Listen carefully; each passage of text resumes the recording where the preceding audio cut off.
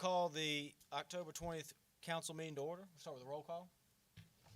Present this evening, Monday, October 20th, 2025, are Mayor C. Holland Purdue III and Vice Mayor Benjamin K. Mullins. Council members A. Ralph Casey, David K. Clements, J. Tyler Lee, Mark H. Newbill, and Lucas A. Tuning. Also participating this evening are staff members as noted.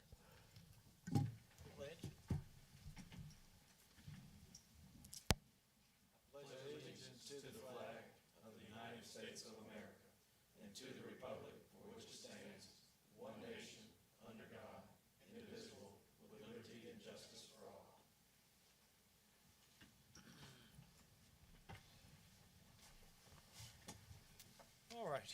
We need an approval of the agenda. So moved. Have a motion? Second. Any discussion?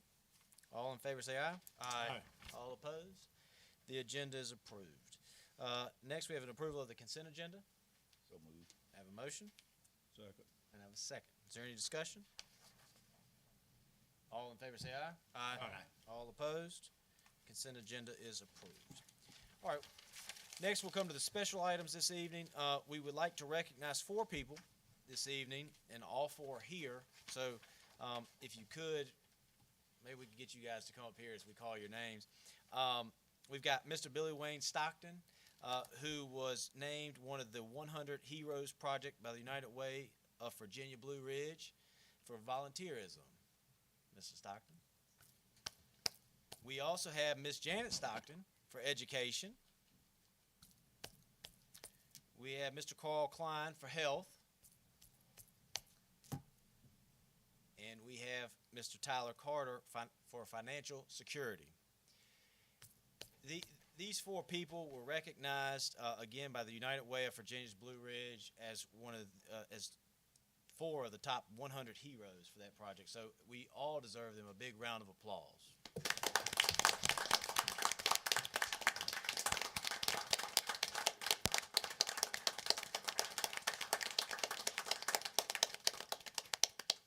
Got a lot of public speakers here, so any of you, if you want to say anything, you're welcome to, but we appreciate you guys coming tonight. Thank you.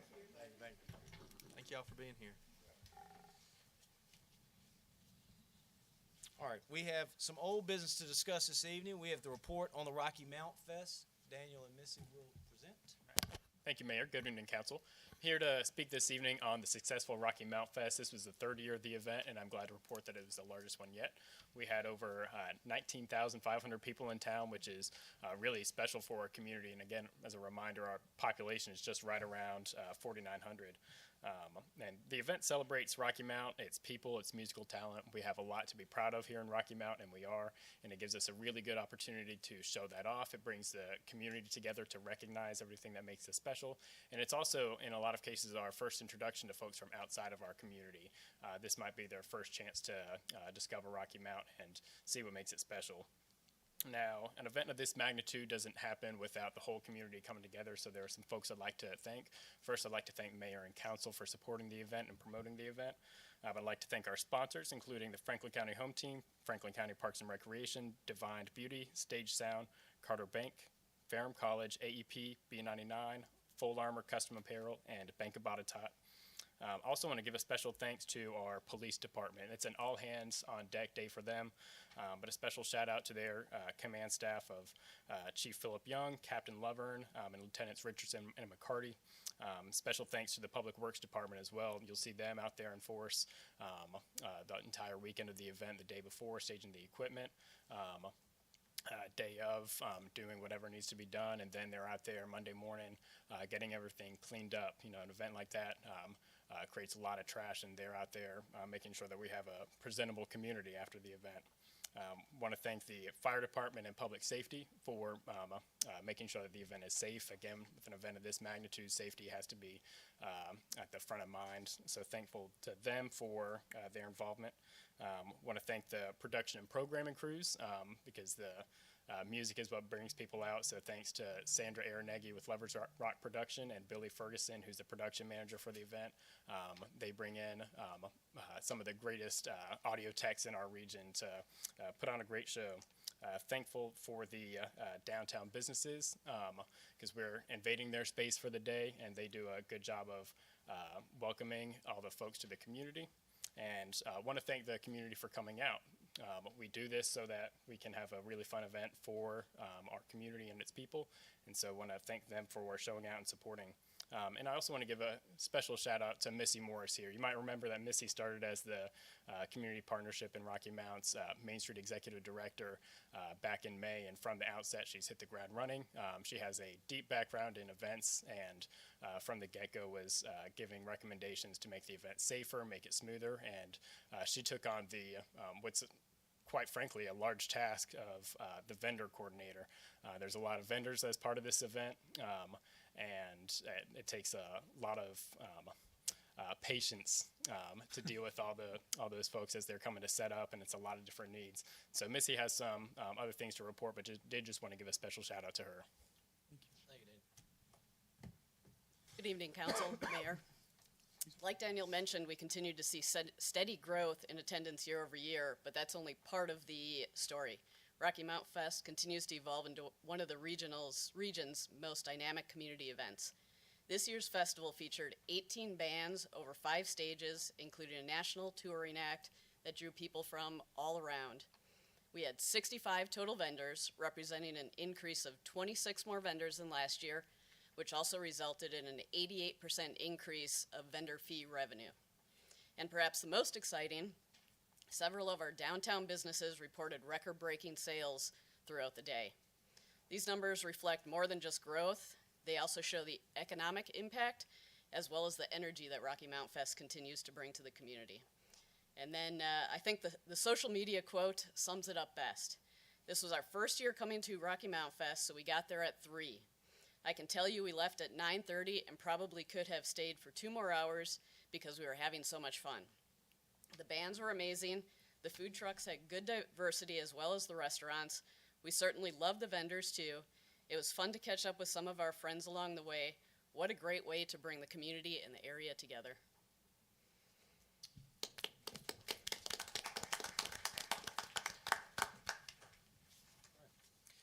Next, we'll move to new business this evening.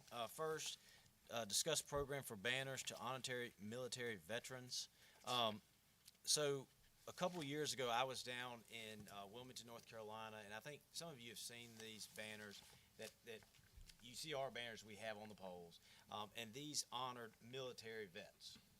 And I stopped when I was in Wilmington. I asked how that worked, and they said, well, the families pay for them, and they design them the same way, and then they put them up. And so asked staff about it, because we'd heard also from some people in the community. It said it'd be about $150, $200 a piece. And so my request would be to send that to the Veterans Commission for them to look into that, just to see what we can do. I know Mr. Stockton's here today, but we could send it to his commission, have them look at it and see how that works out. And just if it's something we can do and if we want to do it. And would we treat that as like a fundraiser for them? Is that what you envision, or I think just that'd let the be commission figure that part out? I think that'd be up to the commission to Yeah. figure that part out, yeah. No, I'm in favor of that, so I'll make the motion to send that to the Veterans Commission. I'll second. Motion in a second. Any discussion? All in favor say aye. Aye. All opposed? All right. That will be sent to the Veterans Commission. 7.2, amendment to Chapter 62, Vehicles and Traffic. Mr. Wood? So, council, this one is on here not because we're having an issue with parking.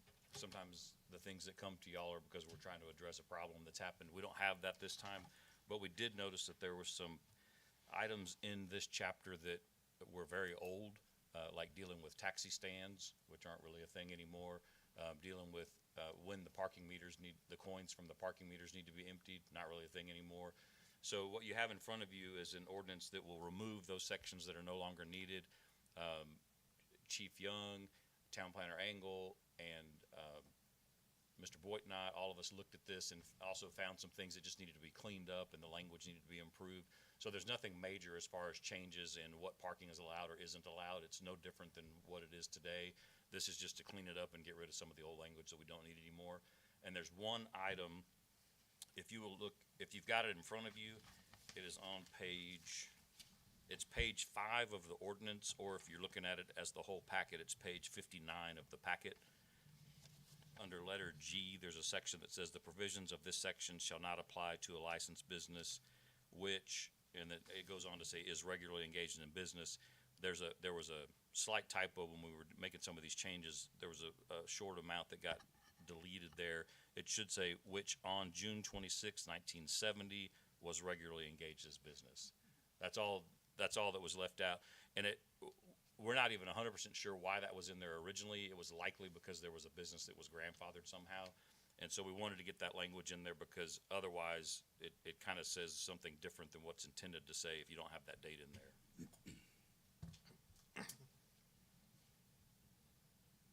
Questions of staff? Any motions? Yeah, I'll make a motion to proceed with the amendment to the Chapter 62 Vehicles and Traffic. Second. Motion second. Is there any discussion? All in favor say aye. Aye.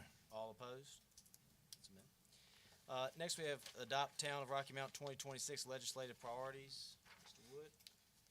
Well, Council, you have in front of you a document you've seen in the past. Each year, we try to identify the legislative priorities for the town, and it's a way for the council to communicate to our legislative delegation, which is made up of Senator Stanley and Delegate Davis, let them know what our priorities are so that they can take that into account as they move into the session that will start in January. Most of what you have in front of you is very similar to what you've seen in the past. The biggest difference is that at the very beginning of the list of priorities, we are asking for some funding from the state, and the funding is to cover expenses associated with improvements that need to be made in the Diamond Avenue Extension area, which is part of the area that's coming into town as part of the boundary adjustment.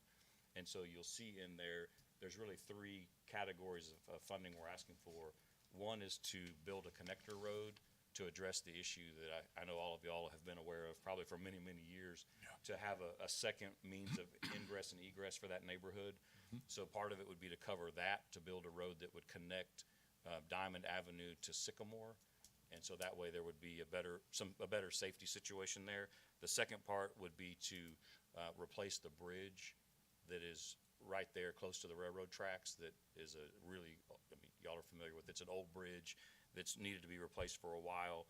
And then the third part would be to make sure that everyone up there has adequate water supply and also access to the wastewater system. A lot of the people up there do actually have connections to water right now, but there still needs to be some improvements made to make that available to everyone and to make sure we have adequate fire protection in that area. And then the second part of that is the wastewater. Some people in the area up there do have wastewater service, but a lot of them don't, and they have septic systems that are quite old now because of when the houses were built. And so this will allow them to connect to the town wastewater system and no longer have the need to maintain those old septic systems.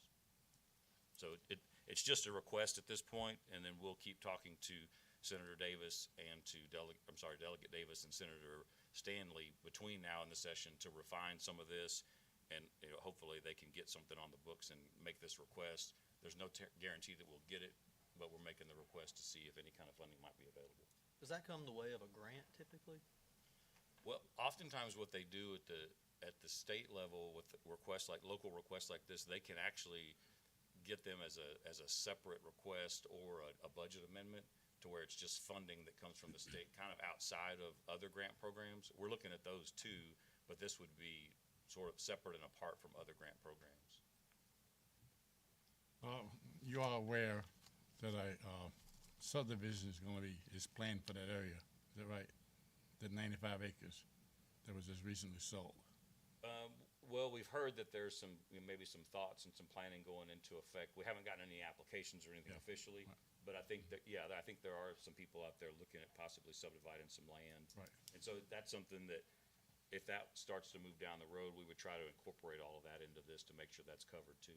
Well, and the road idea, I guess, is that for actual funding of the road or project planning to figure out where the best placement for that road to potentially go?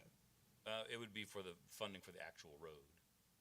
Okay. So we've already kind of figured out where that road needs to go. We have a rough estimate. Our public works superintendent, Brian Schofield, and I have talked to an engineer, and just said, we don't want to get out on the ground and do a bunch of work, but just looking at this map, what's the best route? We kind of looked at that, and then we said, give us a rough number because we're getting ready to ask for this money, so we kind of need to know what it costs. That's as far as it's gone. So it's just to have a ballpark number that we could ask for.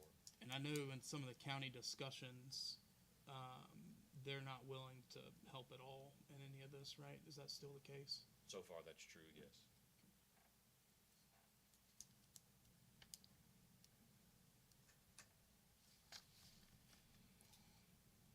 Other discussion?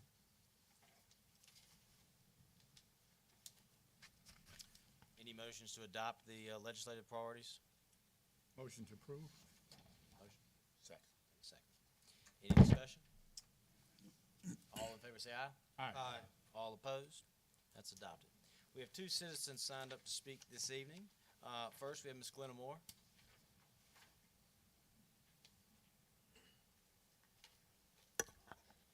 Thank you. Good evening, Council. Glenna Hawkins Moore. As the town of Rocky Mount celebrates America 250, it is also preparing to make history by unveiling a USCT statue, the first of its type in the whole state of Virginia.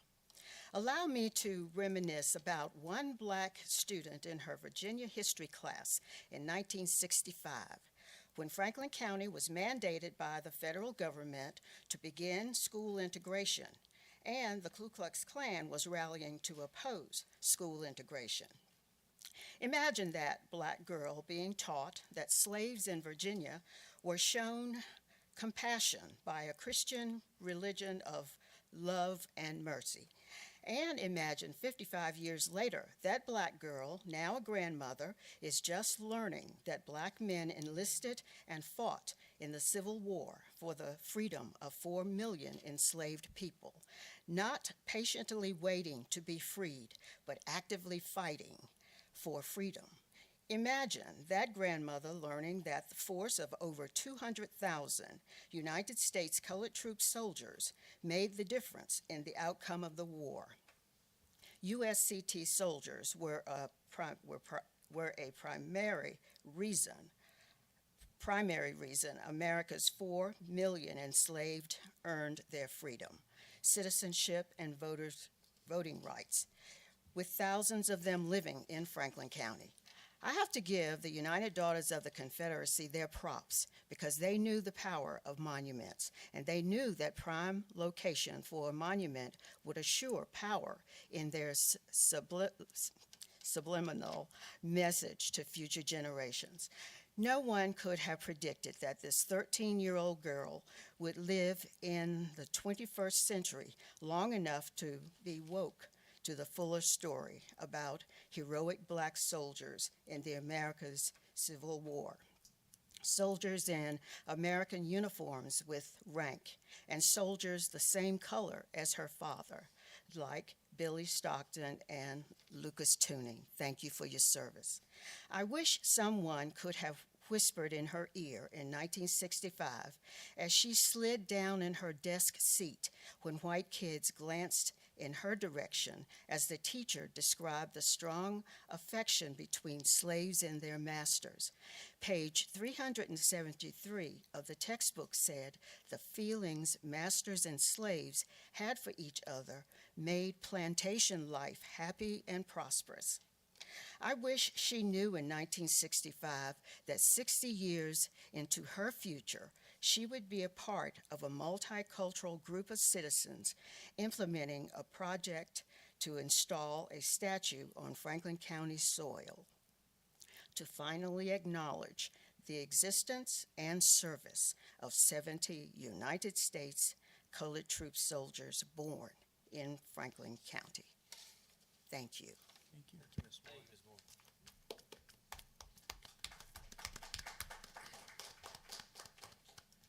Next, we have Ms. Mary Brammer.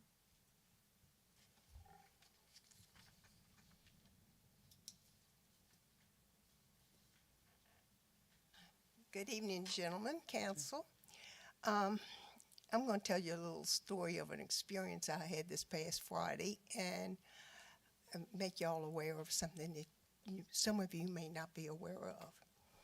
This past Friday afternoon, I was up on Main Street going towards Tanyard Road in the lane to go down Tanyard Road at the stoplight.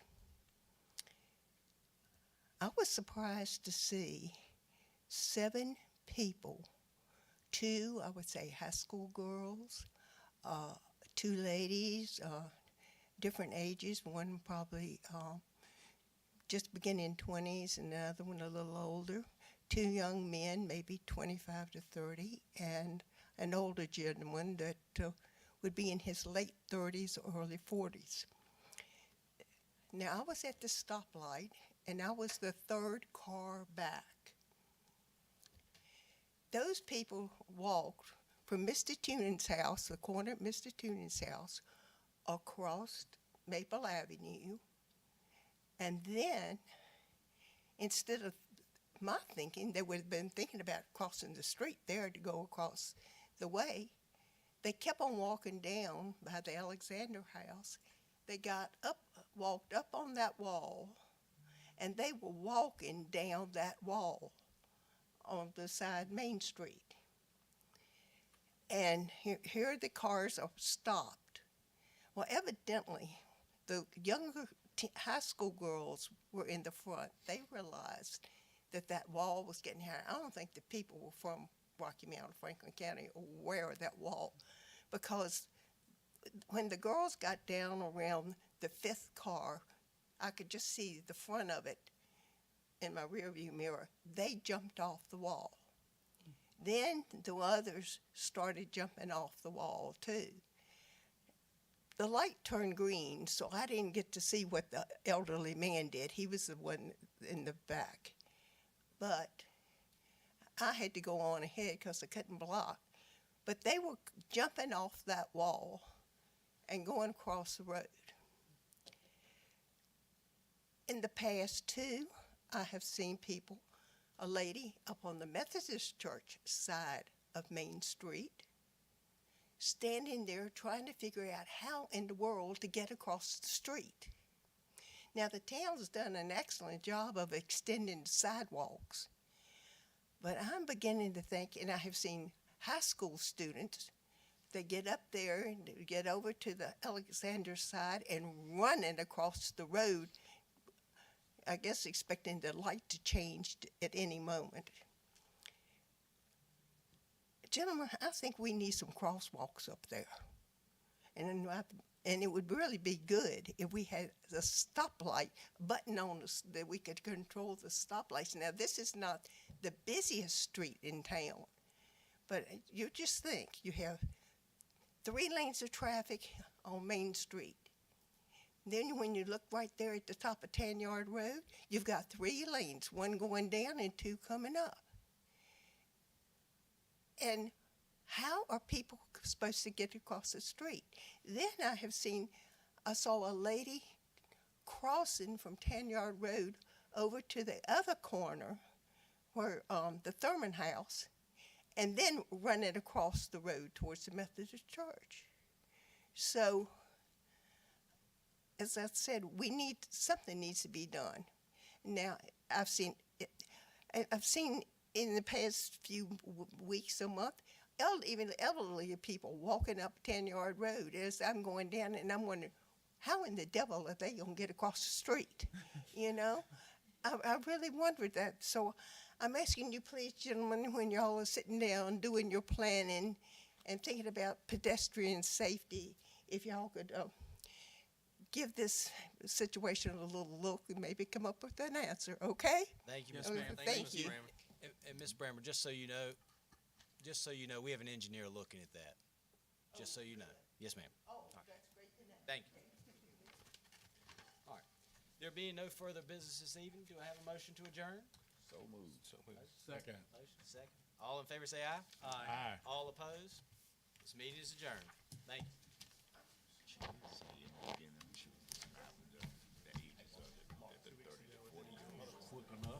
That's very sweet.